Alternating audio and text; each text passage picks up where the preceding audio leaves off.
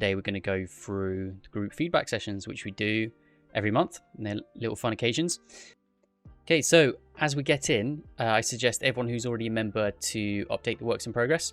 So any works in progress shots that you've been doing, it's nice to see that you've already applied them. I've taken them into Photoshop already. Any references, those are always useful for me to contrast against, to like see what you're trying to go for.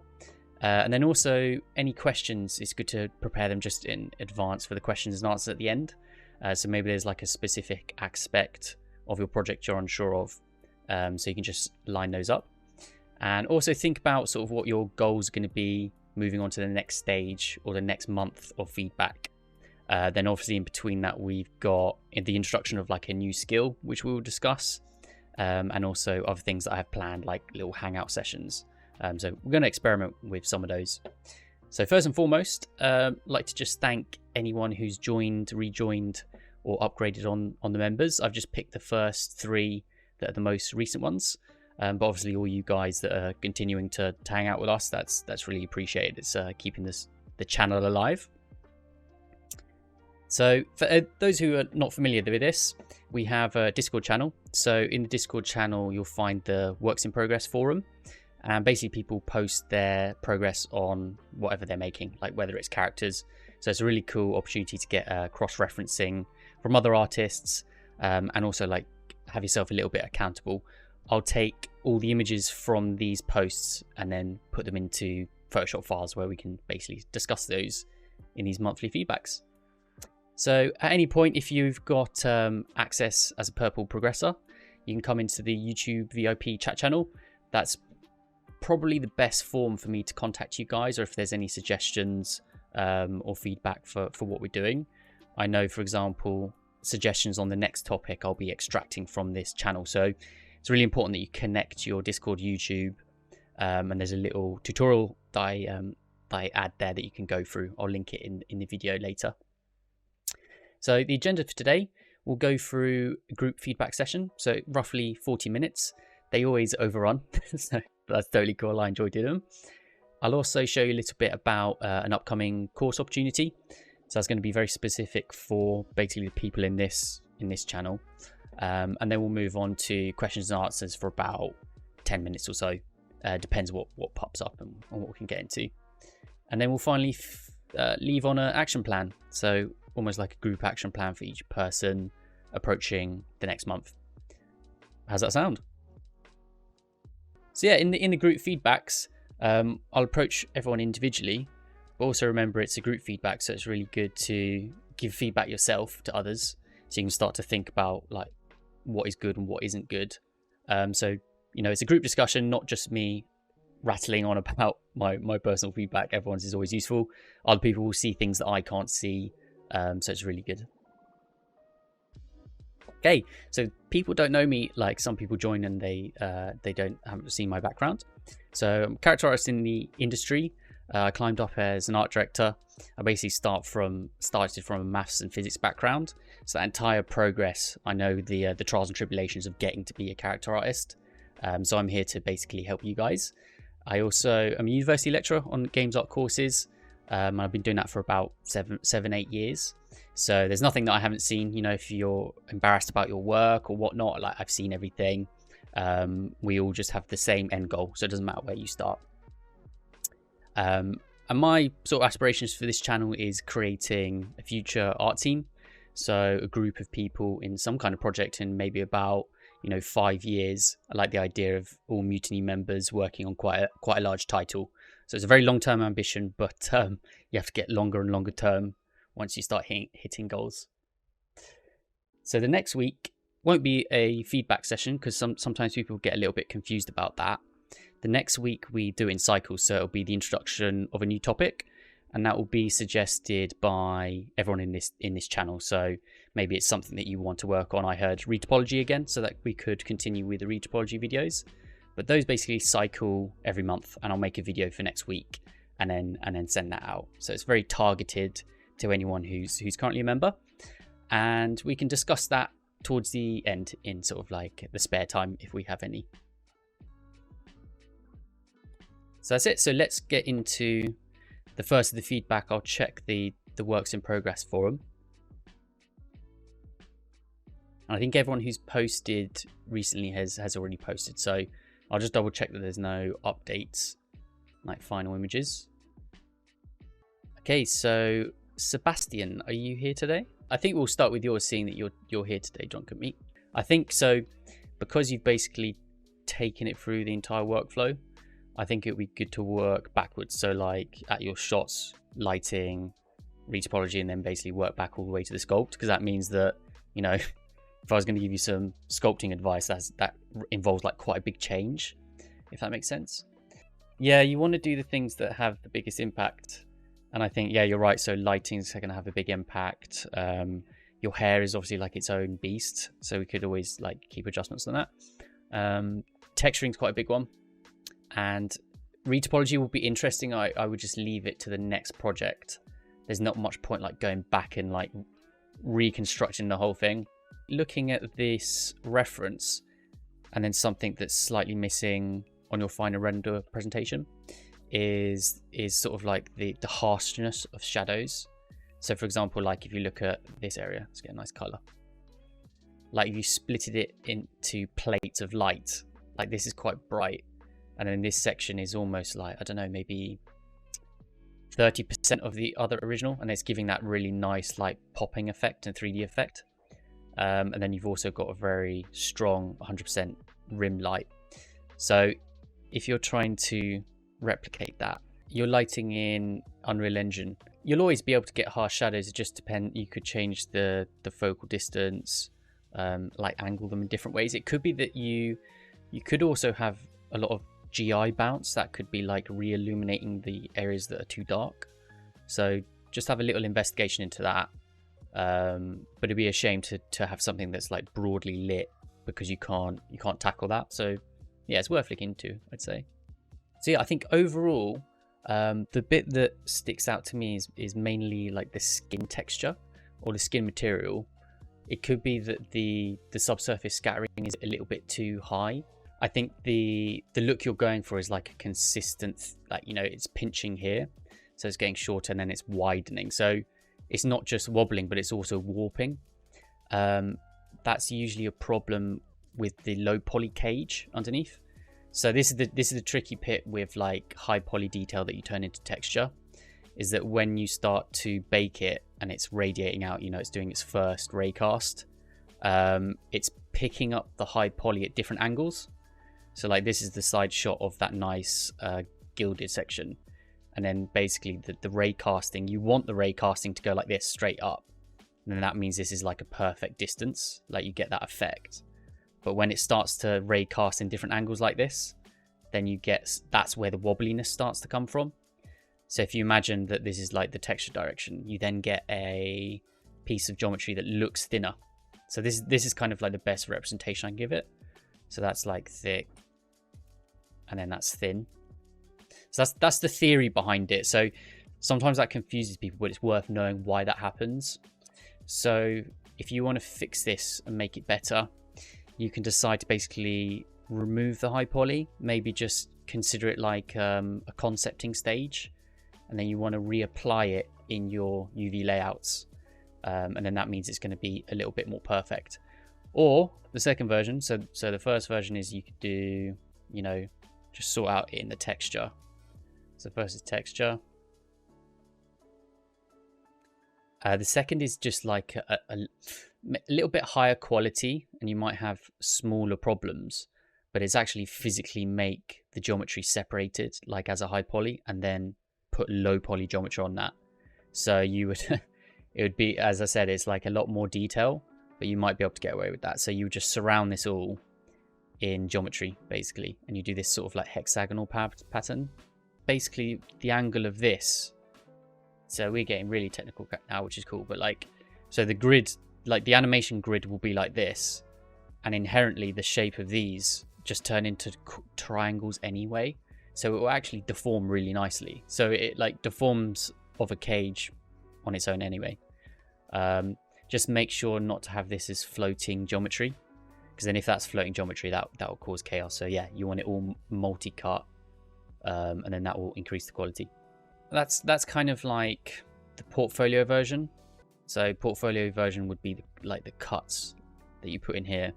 The way I'd prefer to do it, so there's less issue, is basically get rid of your high polys here and reconstruct it on the texture, because then it'll be perfectly matched to the low poly. So it's big work.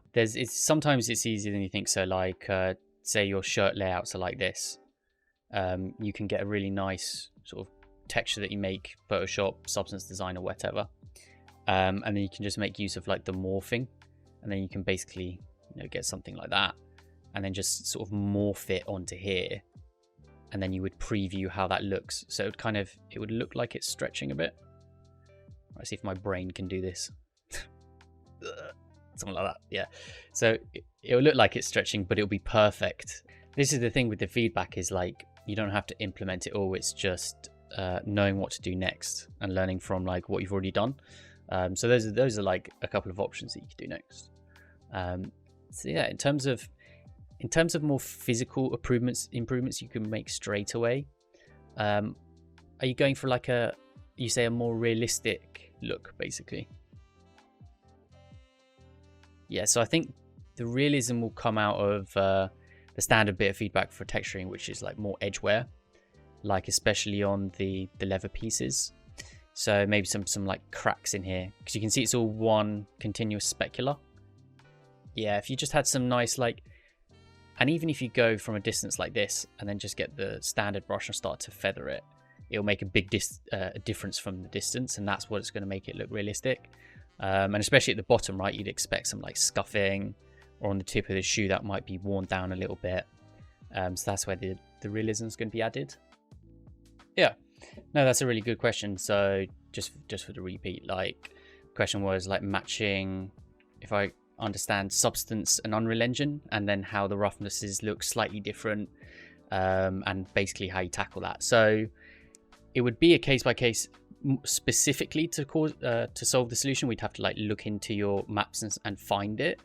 But as a general rule, in terms of workflow, everyone's always going to try and match Substance to Unreal Engine, but there's ways of doing it, okay? But I suggest not doing it. So you would just adjust your workflow. So what you would do is you make your adjustments in Substance. Maybe I can sort of draw this out. Yeah, so you got Substance, and then you're basically trying to texture it in Substance and then present it in UE5. Like, the perfect workflow that doesn't really exist yet is being able to match these two, so that as you're designing, you can obviously see how it's going to look in 5. Unfortunately, we don't have that perfectly. These renderers are always going to be different, and also the problem is that Unreal 5 might do an update, and then also Substance might also do an update. So we start to encounter like workflow issues. So my suggestion for everyone is to never try and match these, because you will just like waste so much time, and also they're not perfect, right? So the workflow change you would do is you would do your texturing in Substance, and then you would basically continuously preview live in Unreal 5. So there's ways of doing that in Unreal 5. So you can basically go into the settings and have live texture update. So that's another extensive section. There's probably videos on how to activate it or documentation, but it's like you'd set your project to auto update, so that every time you do an export, it's going to automatically update, and then you might have on a second screen, you'd have like UE5, and then on the first screen you would have Substance, and then that's a really good workflow, right? Yeah, that's the best way, because you can, and also it's different per game. So the games might be different. So we might have different shader artists and different shaders, and they. Sorry, I laugh because I just know that all the chaos of all this. Yeah, so all the different things, and there might be like a black outline for the player and stuff. So real workflow stuff that we always test in Unreal Engine, and we build for Unreal Engine or the real-time renderer.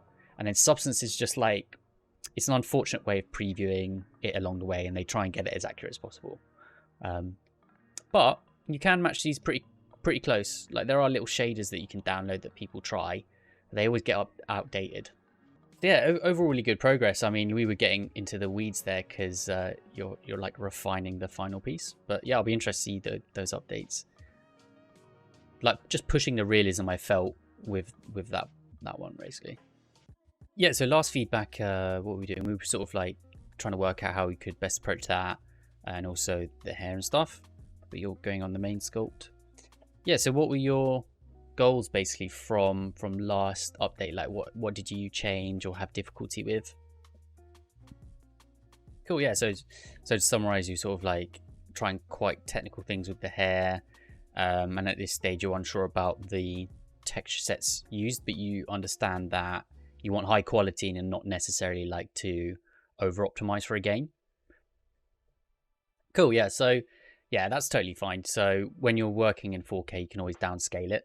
So I suggest to everyone just to work in pretty much like 4K anyway, unless it's not causing super problems. It's worth getting used to understanding what textures you need, because it is a skill. So I would suggest just test these out and lower them and see if it actually does make any impact to your overall design. So it's good to get into the habit of that. But as things are laid out, you've got the head in the texture, the body's sort of like connected with some less important sections. Yeah, this is totally fine in terms of layouts. Did you watch the video on like preparation by chance? Did you have that like assist you? Funnily enough, like, yeah, that's quite a cool technique, like splitting the primary, secondary, and tertiary into different like highlighted forms. You just reminded me, like, I'll show you a neat little trick that I used to do, or still practice now and then. Is basically like if you get your free copies, say this is your sculpt, and this is really good for analyzing your references. And then with each one of these, we will just like blur it slightly. So if you go filter, blur, Gaussian blur, not that much. There's different filters you can use. There's another filter in here which is like, I can't remember what it is, but it splits up into kind of like planes, which is really nice. And then the third one, you'll do like a really blurred version. So this almost simulates, which I always tell people to do, is like step away from the PC and just look at your asset from a distance. So you can do that by zooming in and out. While I'm sculpting, I'll put my head in and out, and that's sometimes quite useful. But this is a really good way to like break it up into what forms are missing or which ones are present. So obviously, like when we look at this, you know, if you were going to circle information, you'd be able to circle like so much, right? You'd be able to circle this, and it's loads of information. And then when you go to this version, there's only so much you can really circle and see. So that's like a nice way to break it down. And it's also a nice way to find rest points, which is good on this character. So you've got blue with the rest points, and then like yellow's the detail. And then with this, obviously it's super zoomed out, so we can just like almost comprise this into body parts. You know, can you see the body part? Can you see the silhouette? Then the final one might actually just be a pure silhouette, which is obviously important as well. So yeah, if you combine all of these to start with, it's very powerful. Eventually, when I go through, like, we'll do a full character. These are the sort of techniques that we start out with. So, in terms of feedback, was there anything specific you wanted on the sculpt, the UV, or retopology, or was it just more like generalized? Okay. Yeah. So the question was basically like, just confirming that you've got nice UV layouts and any sort of things that I can see with that. So what I would say is totally fine to deviate from your original plan. So like if you didn't have all this, it's totally okay, because you might find that certain UV shapes fit better on different locations. So in terms of your specific one, this is totally fine. So maybe people decide that like they want more details in the hands, the legs, or it might be like a larger character that needs more surface area. For yours, because it's such a thin character, there's not much space that's needed. It's like very dwindly. I basically suggest combining your two body shapes or your body UVs and putting these onto one. So you'd have like, you know, very basic body parts all combined. And it's nice to see that you've actually squared these off. So that's a really cool technique. So for those who aren't familiar, you can like basically take a UV that's kind of organic and wobbly, straighten up the edges, and then start to relax it. And then that means it fits better within a UV island. And further to that, you can actually combine things a little bit easier. So because you've done that, it means that this is all going to fit together really nice. So just take all of these components and put them onto there, bake it at 4K, and then just do a sanity check. So just make sure things look okay, because it might be that you do need some more space and you could take maybe the hands off or something. So that's an interesting topic point you were talking about. So you say that sometimes you increase the size of the hand islands to get more details, and then reduce the size of the others. So that's really good, but you have to be super careful, because you're then getting a slight texture mismatch on the same object. So this is for future projects, like when you're in the industry and like animators come or like tech artists come. We ideally want those very similar. So like if we put functionality on top of it, so say we come in here with animated textures or decals or like tattoos, ideally we want the UV islands to match in terms of their pixel ratios. So that's just something to be aware of, to like add to the technique that you've already done. So sometimes we do it, sometimes we don't, but I think in your case it's going to be good. Cool. Yeah, I have no problems with this. So you've got all the loops of the mouth, the nose. You've got some quite efficient loops, which I like, and then all the poles seem to be in correct places, and you've optimized it at the top. You don't always have to do that, but like that's a good technique to get into. The only thing I would be slightly skeptical, like if this was a game project and we were doing lots of manipulations on it, I probably wouldn't terminate. The kind of flow that happens here is a bit confused, so I probably wouldn't terminate them there. I'd terminate them just a little bit higher, because sometimes this area deforms quite a lot because it has an interaction with the jaw basically. So sometimes this stretches, and then if there's a pole there or a triangle, it starts to like get a bit funny. Think about the skull. Like this area of the skull, it really doesn't move much at all. Obviously, and remember, not just the joint, but like the skin. So just sort of like the back end is where you want to keep all the tries. And also with the neck, can you see this loop that's here? It kind of like goes up like that. Try and find out a way that you can just straighten this so it's all nice, almost like it was a primitive cylinder. And then you can have nice like twist deformation, stretch deformation, and all that sort of stuff. So yeah, just try and like straighten those out. That would be nice and easy. You can just select them and scale it down infinitely, and it'll make a nice flat section.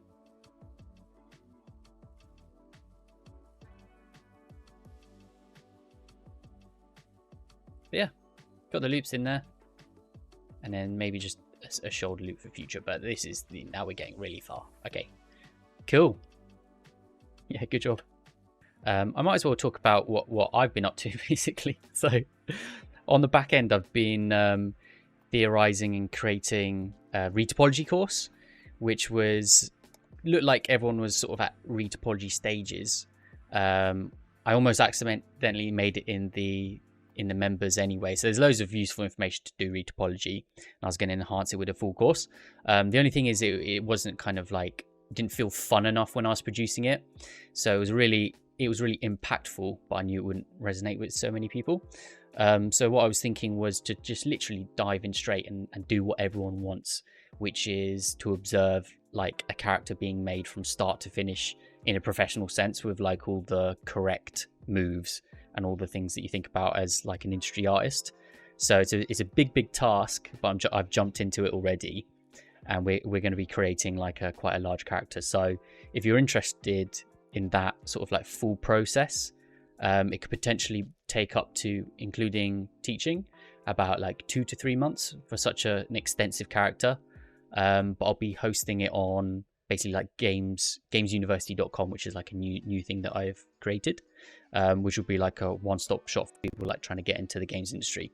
So I would love it if eventually at the end I ask what you guys want to see in those sort of modules and lessons. I have an understanding from like working with students over the last 7 years or so, but yeah, I really want to create it with the people that are like basically like here today. So that'll be developing. You'll see updates over that the next couple of weeks, so that's something to be excited for. So unfortunately, the retopology course isn't coming, but it's going to be our part of that full process.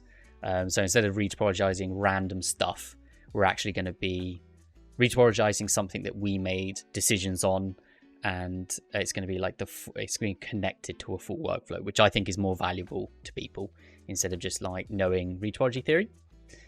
So yeah, maybe after this, if anyone has spare time, we can go into the Hangout Helm, and if you have any suggestions and stuff, that would be like very, very useful. And obviously you guys will get the biggest discounts and stuff. Okay, so Sebastian, I don't know if you updated in here, but you're saying you reached the point with textures, wondering if you could improve the silhouette of the body. Okay, that could be interesting. And how you would deal with wooden parts, and if you should place a plane to cover from behind to cut the geometry of the log. So I don't know what that bit means, but yeah, certainly we can get into it.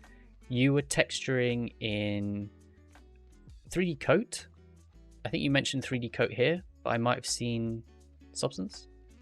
Maybe just some little bit of clarification on that. I don't use 3D Coat too much. Like I've dabbled it with some hand painterly stuff, but. And you also wanted to know about rendering when it only has a diffuse texture. Ah, yeah, that's interesting. Okay.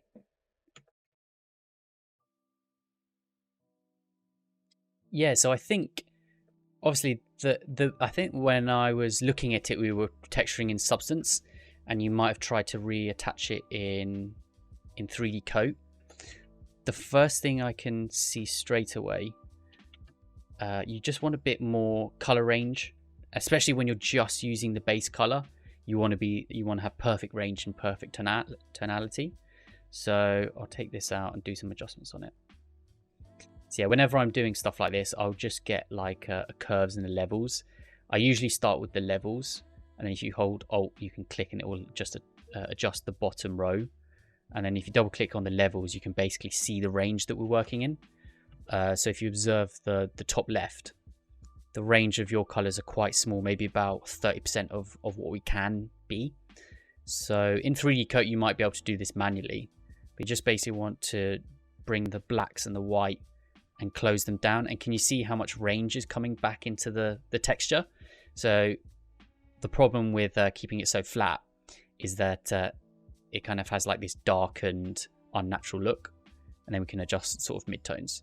So obviously you would do this while you're painting, because we're not going to get the perfect one.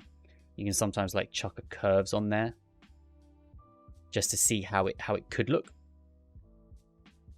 And you'll use that as almost like a little bit of a guidance system. You'll see that the saturation's popping, because when we change the levels, also the RGBs go out of whack. So usually what I do after that is put a hue and saturation, and then just put the saturation down slightly. So even though this is like completely unsaturated, you can see how much more range we've got. And then I'll make something that's similar to looking like this. And can you see how now it's a lot more poppy in your textures? And so what I would do is I'll just take that off to the side in your references. Let's move all this. Don't get to track time. Yeah, so I'd have that off to the side. And then instead of doing your levels manipulation here, you would come into your texture stack, you know, in 3D Coat. I don't know where it is, on the left or the right. And you would just go through and try and implement what you see. Almost like this is your new reference that you're trying to copy. And then just keep on going back and forth and applying all the layers. But you can already see that's going to make it like a really, really big difference. So I do this all the time. This is not, you know, you'll never hit this perfect. Like the mind cannot understand like full levels. So you could go through like an entire texturing progress, and before I ship anything off, I just like see how much I can push it a little bit further, and then I'll go back and refine the layers. So don't be surprised about like the difference. You know, it's totally cool. That always happens.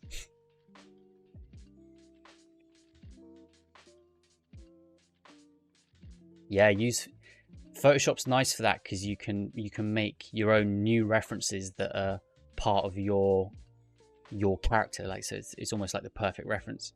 You can even take that a little bit further. Like, say you've got a tattoo, or instead of putting that in Substance, you can test it in Photoshop and just see how it looks, right?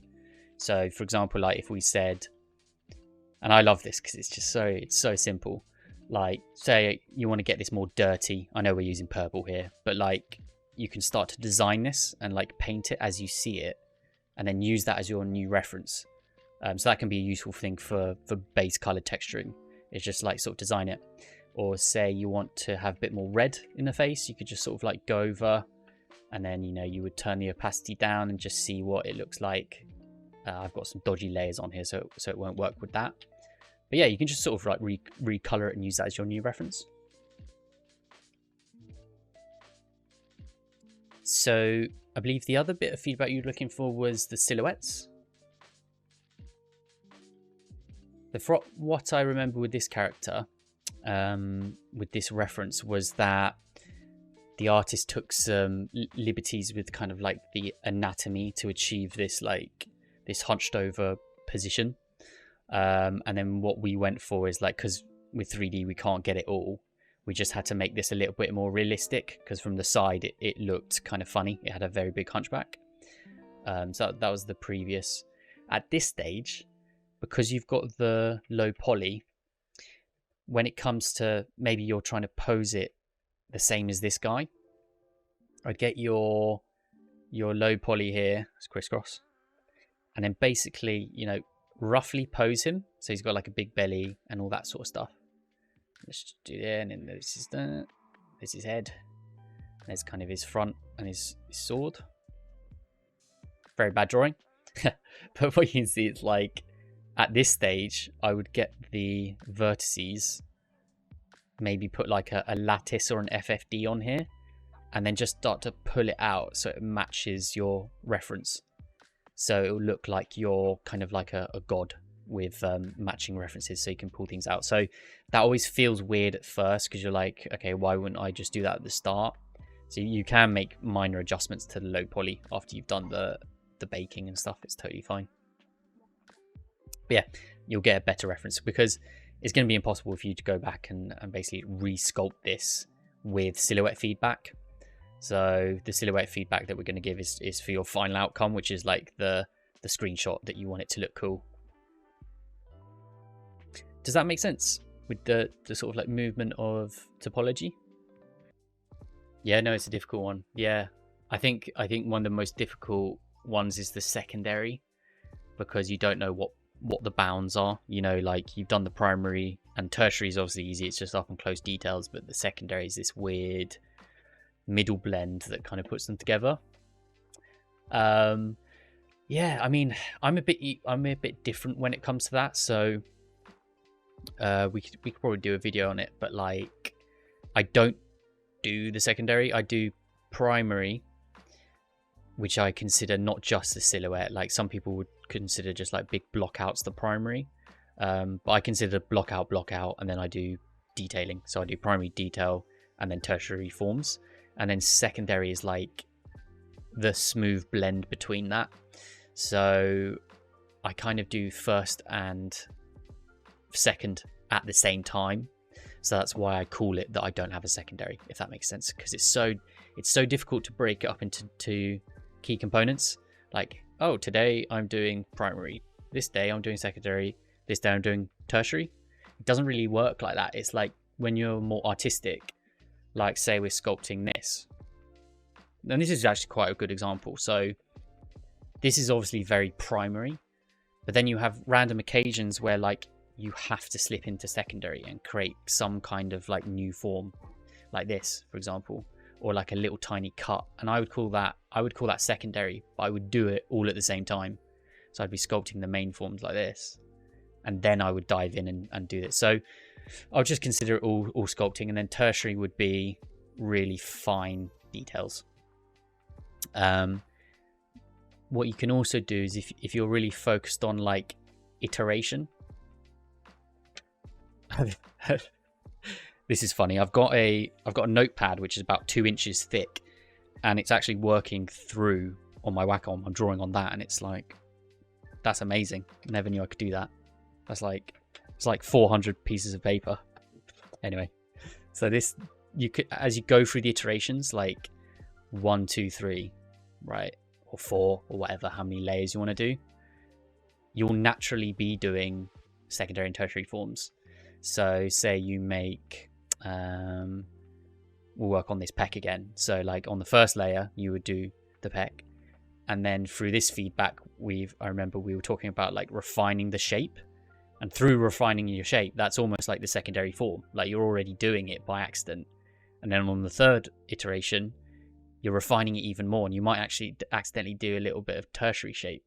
So I never split it up. And that's probably why you're potentially having a little bit of trouble with it, or like formulating it. It's not a linear progress. It's always like a back and forth. So yeah, how to formulate that into a video, I think it's different for everyone. So everyone has like very different workflows, but that's how I usually like to work. I work on iteration instead of like separating the forms.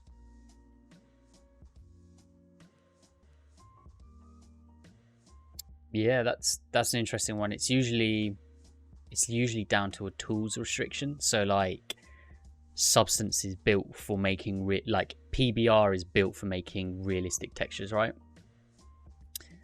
Well, so further to the question for anyone sort of like watching elsewhere is like, how do you not accidentally make, you know, stylized textures when you're making realistic textures, and vice versa, because it's very easy to like slip into the two.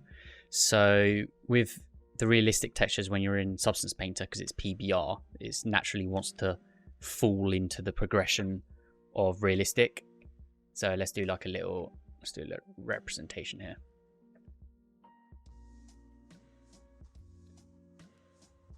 So you have your stylized, and then you have realistic. Now, because Substance is PBR, so it has a natural tendency to want to go realistic. So if you want to fight against that, usually people go into 3D Coat when they want to do stylized, because it's less likely, and it's just more like Photoshop. So they have like a natural magnetism to each end. Now, when you're making things in Substance or 3D Coat, they'll always try and slip and slide in multiple directions. So when you're doing realistic, the reasons it slips back into stylized is usually from the generators, and it's also from like the layer system, because this is quite on rails, right? You can only have diffuse, you can have base color, you can only have roughness and things like that. And then all the generators are the same. So generators are going to try and find edges, and then because everyone usually doesn't spend too much time on the generator, they sort of like whack it on and leave it. These all the generators kind of look stylized in themselves. So yeah, if you don't want to go too stylized, don't rely too heavily on curvature finding or like directional normals for lighting and things like that, and never baking lighting onto the actual piece. And also the majority of realism actually comes from the specular layers, so spec and rough. So if you ace your spec and rough, and it has that, like, there's a difference between like realistic and physicality.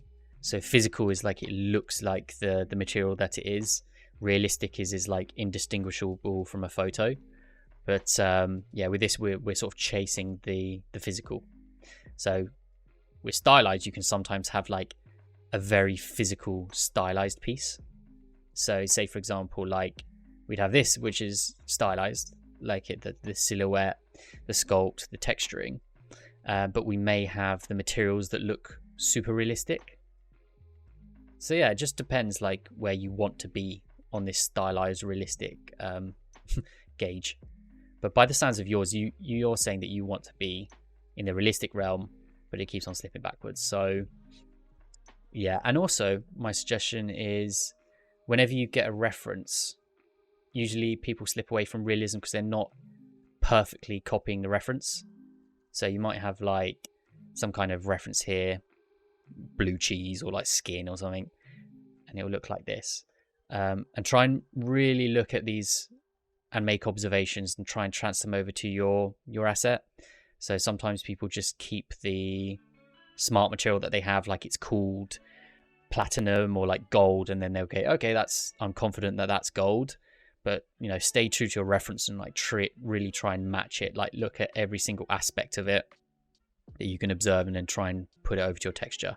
And if you follow that route, then it's gonna end up looking more realistic. If you don't follow that route, like you're not copying it perfectly, it's gonna slip back. It's gonna slip back into looking stylized. So that's the general overview, I can say. I can also make a more extensive video on that, which is like more practical. Okay, so if there are any more that sort of like pop up later, always remember that the VIP channel's there, so you're perfectly welcome to like at me in that. Also post, if you have any more ideas come up, you can post those or post them on the ideas section of the Discord. I believe there's like a videos ideas.